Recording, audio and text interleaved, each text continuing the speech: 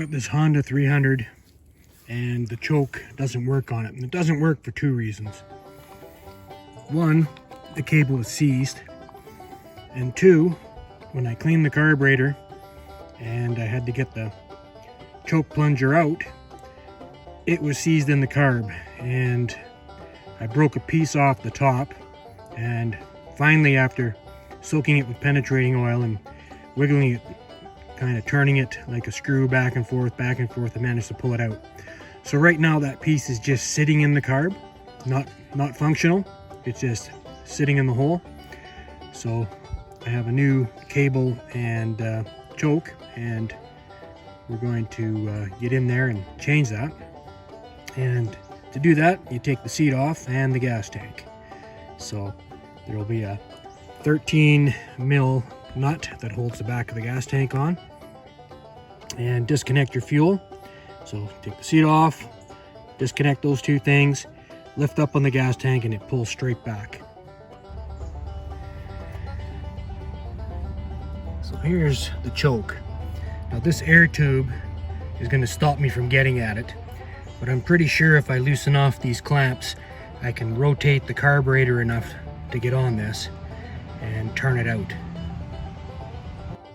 So the 14 mil should break that loose, and then you should be able to just spin it out with your fingers. So you can see the piece that broke off.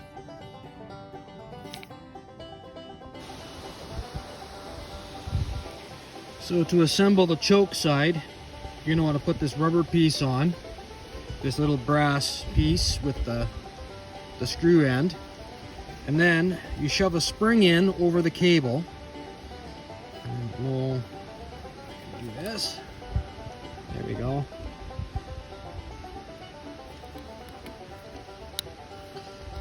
And then with the spring in there, you then put the clip on over top at the end of the wire, the little lead piece on there.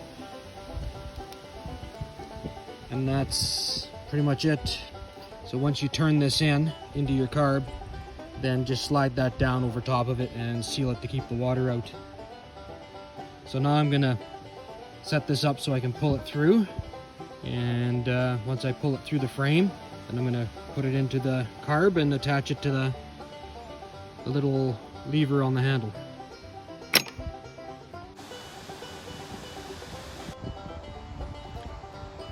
So these little rings right here are what you're going to want to catch with your clip when you put it in place. And that'll stop the cable from moving when you move the lever back and forth. It locks it in place. And don't forget to straighten out your carb and then tighten up your clamps on either end.